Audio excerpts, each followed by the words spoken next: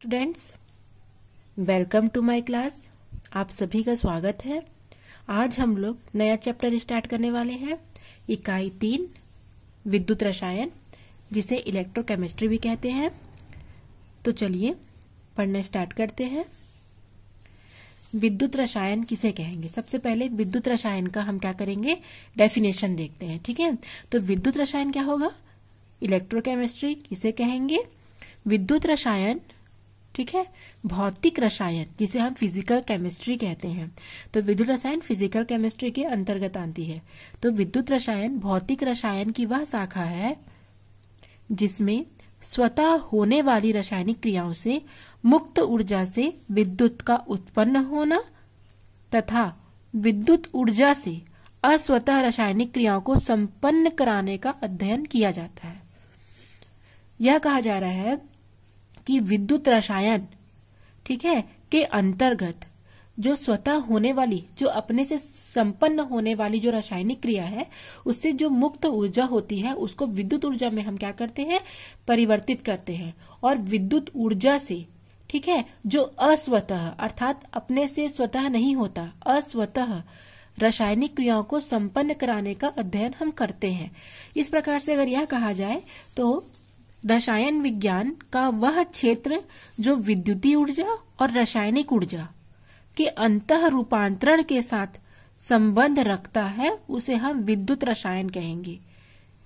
ठीक है, कि जो विद्युत और रासायनिक दोनों ऊर्जा के साथ क्या करता है, संबंध रखता है। उनमें जो रूपांतरण होते हैं, जो चेंजेस आते हैं, उनके साथ जो संबंध रखता है, उसे हम विद्युत रसायन कहेंगे।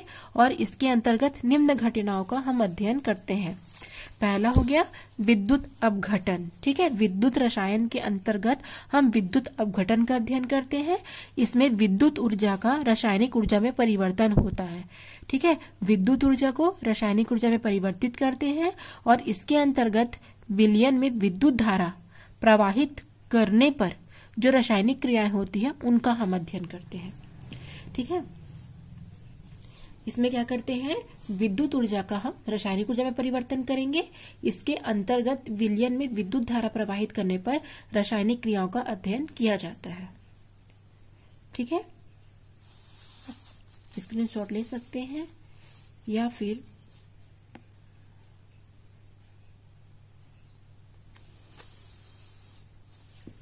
नोट्स बना सकते हैं।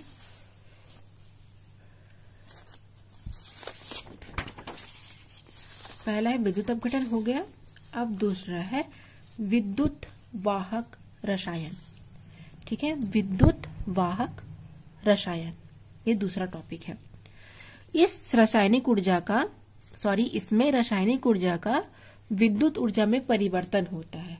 ठीक है, उसका जस्ट अपोजिट है। उसमें विद्युत ऊर्जा का रासायनिक ऊर्जा में परिवर्तन होता था, इसमें रासायनिक ऊर्जा का विद्युत ऊर्जा में परिवर्तन होता है। तो जितने भी विद्युत रासायनिक सेल होते हैं, ठीक है, वो सभी इसके अंतर्गत आते हैं। जैसे विद्युत रासायनिक सेल में आपका गैल्वेनिक सेल आ गया है ना, जिसे हम वोल्टेज सेल कहते हैं, ये सब इसके अंतर्गत आएंगे। ठीक है, जितने भी जिसमें हम रासायनिक ऊर्जा का विद्युत ऊर्जा में परिवर्तन करेंगे उसका अध्ययन करते हैं।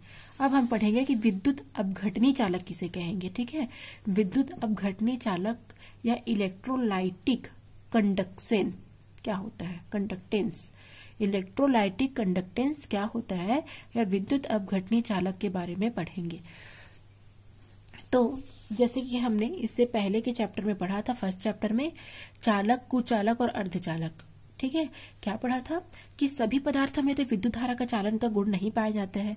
प्रकृति में हमें बहुत सारे तत्व ज्ञात हैं, लेकिन सभी पदार्थों में विद्युत धारा का चालन नहीं हो सकता। वे पदार्थ जिनमें विद्युत धारा प्रवाहित हो सकती है या होती है उन्हें हम चालक कहते हैं। और धातुएं जैसे कॉपर, सिल्वर, जिंक, एल्युमिनियम, ये बहुत ही अच्छे प्रकार के सुचालक होते हैं। और वे पदार्थ भी आपने देखा होगा जिनमें विद्युत धारा प्रवाहित नहीं हो सकती है। ठीक है, वे पदार्थ जिनमें विद्युत धारा का प्रवाह बिल्कुल भी नहीं होता है उन्हें हम कुचालक कहते हैं। जैसे रबर, लकड़ी, मोम, ये सारे हो गया। कुछ पदार्थ होते हैं जिनको हम अर्धचालक की श्रेणी में रखते हैं।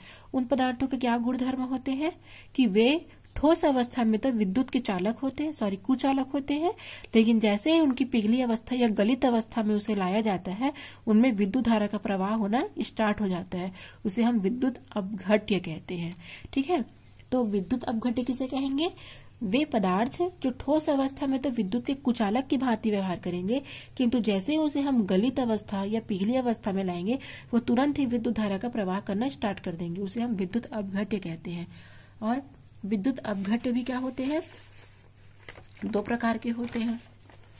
ठीक है, कौन कौन से प्रकार के होते हैं? तो विद्युत चालक 2 प्रकार के होते हैं। पहला होता है धात्विक चालक और दूसरा होता है विद्युत अपघट्य। तो सबसे पहले हम पढ़ेंगे कि धात्विक चालक क्या है। नाम से स्पष्ट है, धातुएं जो चालक की भांति व्यवहार करें।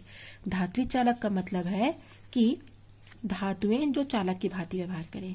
ये वे धातुएं होती हैं जो विद्युत धारा का प्रवाह करती हैं, किंतु उनमें कोई भी रासायनिक परिवर्तन नहीं होता है।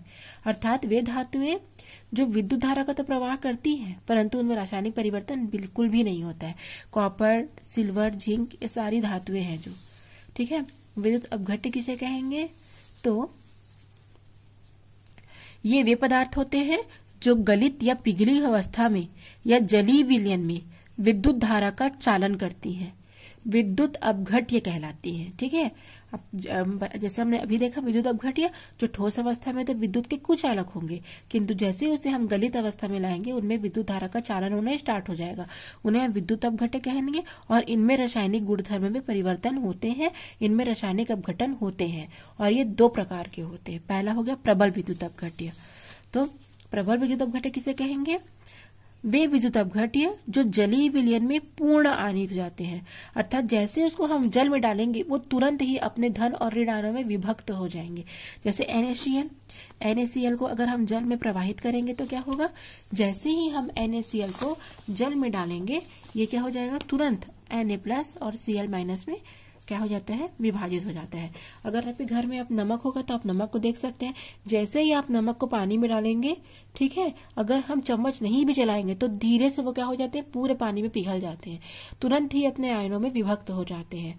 उन्हें हम प्रबल विद्युत अपघट्य कहेंगे। उसी प्रकार पोटेशियम क्लोराइड, हाइड्रोक्लोरिक अम्ल, सोडियम हाइड्रोक्साइड, ये सारे क्या होते हैं? प्रबल विद्युत अपघट्य होते हैं। अब पढ़ेंगे हम दुर्बल विद्युत अपघट्य। कि दुर्बल विद्युत अपघट्य किन्हें कहेंगे? वे विद्युत अपघट्य जिनका जलीय विलयन में बहुत कम आयनन होता है।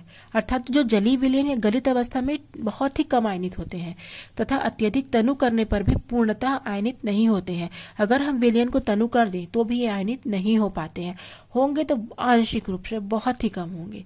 तो उसे हम क्या कहेंगे? दुर्बल विद्युत अपघट्य। एग्जाम्पल आ जाएगा आपका एसिटिक अम्ल। ठीक है, अब हम पढ़ेंगे जो विद्युत अपघट्य है उनको प्रभावित करने वाले, ठीक है, विद्युत चालकता को प्रभावित करने वाले कारक, कि कौन कौन से ऐसे विद्युत अपघट्य पदार्थ हैं जो विद्युत की चालकता को प्रभावित करते हैं। पहला है अंतर आयनिक आकर्षण। तो हमने देखा है कि विलयन में विद्युत अपघट्य के आयनों के मध्य जो आकर्षण होता है, ठीक है, कोई भी विलयन में अगर हम विलय डालेंगे तो उनके आयनों के मध्य एक प्रकार का आकर्षण होगा, उसे हम विलय अन्योन्य क्रिया कहेंगे। ठीक है, यदि अंतर आयनिक आकर्षण बल अधिक है तो आयनों के मध्य आकर्षण अधिक होने से क्या होगा? उनकी गतिशीलता कम हो जाएगी। क्यों? क्योंकि वो अणु एक दूसरे को चिपका करके रखेंगे। जैसे मैंने आपको एग्जाम्पल बताया था कि अगर आप चीनी को, ठीक है, क्या कर दे, इस प्रकार से चीनी को क्या कर ले, आप इस प्रकार से छोटी छोटी गोली बना ले और उसको जल में डालें, और एक तरफ क्या करेंगे, आप चीनी को पीस करके डालें, तो कौन सी चीनी जल में जल्दी घुलेंगी? तो स्वाभाविक सी बात है, जो चीनी पीसी हुई है। ठीक है, क्योंकि उनके अणु एक दूसरे से दूर दूर है। उसी प्रकार यहाँ भी होगा, आयनों में आकर्षण बल अधिक होने के कारण क्या होगा, उनमें गतिशीलता कम हो जाएगी, वो एक दूसरे से जुड़े रहेंगे, उनको अलग होने में अधिक क्या होगा, समय लगेगा, जिससे क्या होगा, विलयन की विद्युत चालकता कम हो जाएगी। दूसरा है आयनन की मात्रा। क्योंकि चालकता विलयन में उपस्थित आयनों की संख्या पर निर्भर करती है। कोई भी विलयन में जो विलय होता है, जैसे ही विलय को विलयन में डाला जाता है या विलायक में घोला जाता है, वो तुरंत अपने धन और ऋणायनों में विभक्त हो जाता है। तो चूंकि चालकता विलयन में उपस्थित आयनों की संख्या पर निर्भर करती है, अतः विद्युत अपघट्य जितना अधिक आयनित होगा, जैसे NaCl हो गया, KCl होगा, उसको जल में मिलाने पर वो तुरंत अपने आयनों में विभक्त हो जाता है ना, तो क्या होगा, उनकी चालकता उतनी ही अधिक होगी। ठीक है। उसके पश्चात है विलायक की श्यानता। आपने फिजिक्स में भी ये शब्द पढ़ा होगा, श्यानता। श्यानता मतलब क्या होगा, उसमें एक प्रकार, जैसे आपने शहद देखा है, उसमें जिस प्रकार से गाढ़ापन होता है उसे हम श्यानता का गुण कहते हैं।